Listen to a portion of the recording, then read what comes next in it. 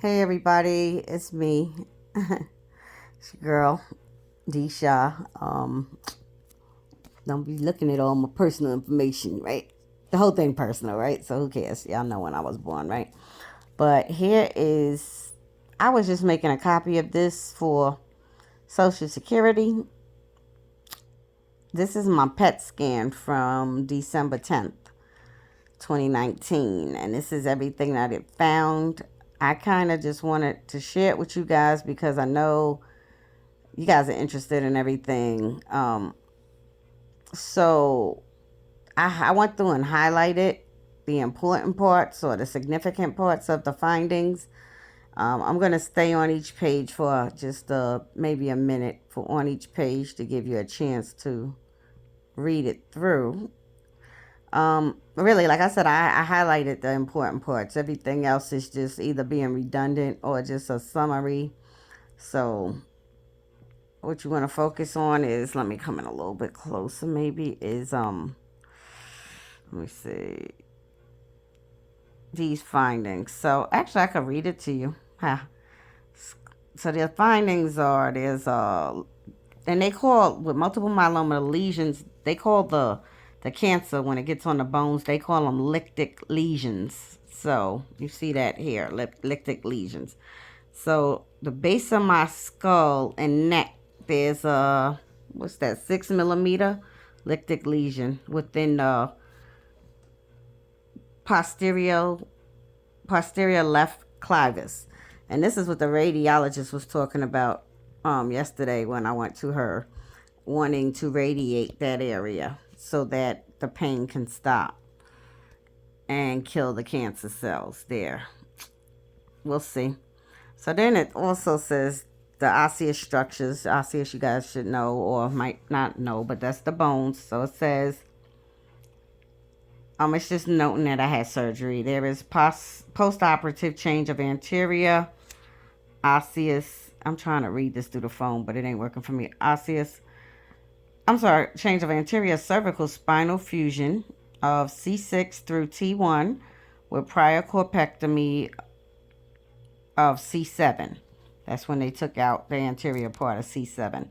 Fusion hardware is intact. There's a large lytic lesion involving the left pedicle, left articular facet, and left lamina of C6, minimally extending into the anterior margin of the spinous process. It measures 1.6 by 3.8 centimeters with a max SUV of 4.2. There is pathologic fracture of the left lamina without significant displacement.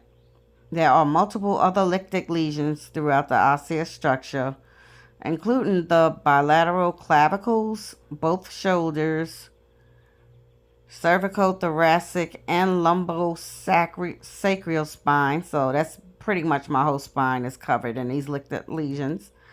The sternum, multiple bilateral ribs, bilateral iliac bones,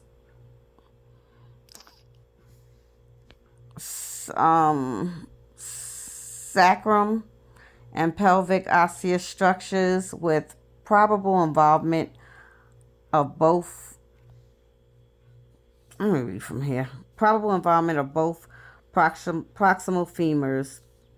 Reference 1.1 centimeter lytic lesion within the posterior L4 vertebral body.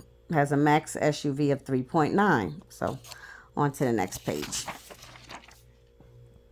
And this is seeing is believing too. So I'm going to quickly just, again, show it to you because you guys like to see stuff. And I don't mind showing you. So in the chest, this is the significant things. Small hiatal hernia. Okay.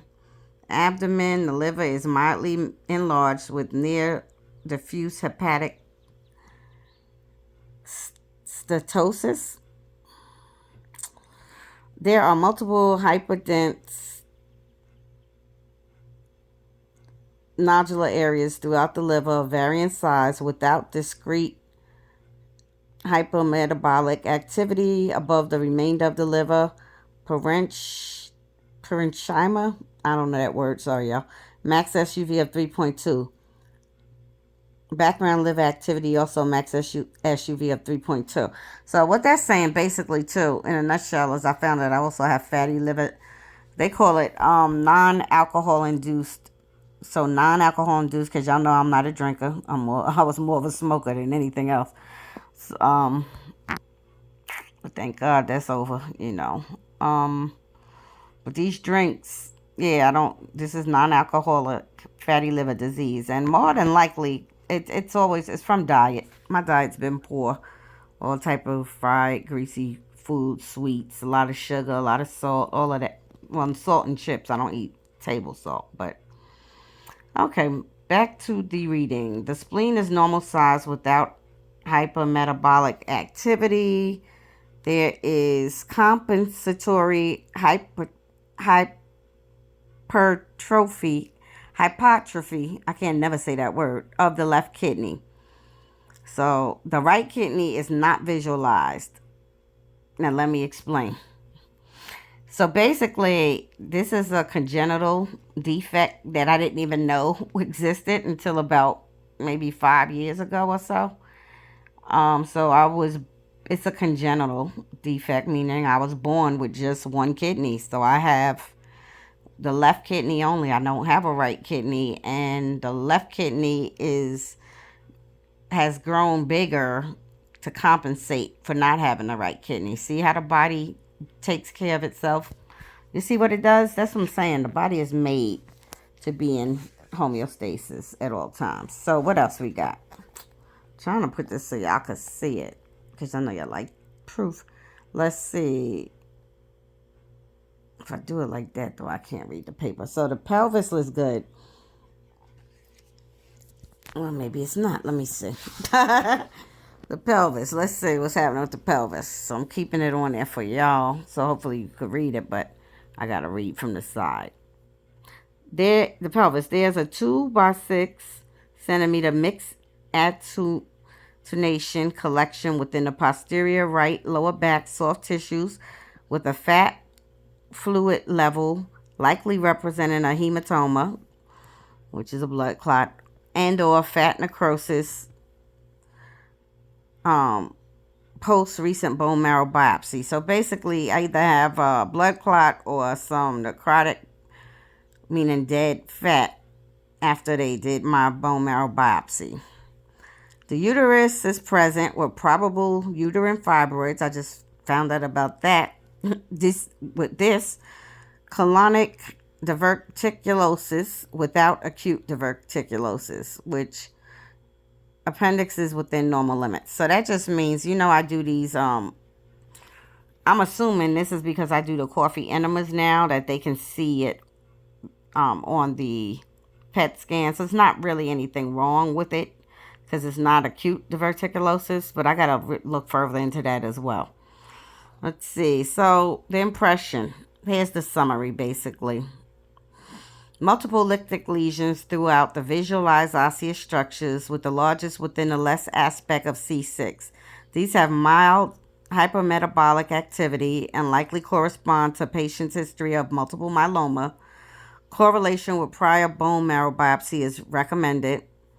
There is severe hepatic steatosis with multiple nodular hyperdense areas throughout the liver, which do not have significant hypermetabolic activity and likely represent areas of nodular fatty sparring, less likely metastatic disease. So what they're saying there is that the liver problem is not from cancer, or unlikely to be from the cancer. It's just a fatty liver thing. Let's see. Summing this up. They recommend an MRI of the abdomen with and without contrast per liver protocol. That's recommended for confirmation. I think I had it done because I remember seeing the fatty liver disease on something. So what else did they say? Right kidney is not visualized. That's because it's not there. It never was. Small post-procedural hematoma within the right lower back soft tissue post-bone marrow biopsy. Anterior cervical spine fusion of C6 through T1 with prior corpectomy of C7. So that's just saying that they use C6 and T1 to support the hardware that they put in to replace C7, right? So that was enough. That was enough on there. I'm going to do a separate video for the MRI, because that's a lot and it's already 10 minutes into this. So that's it. Stay tuned or come back for the MRI.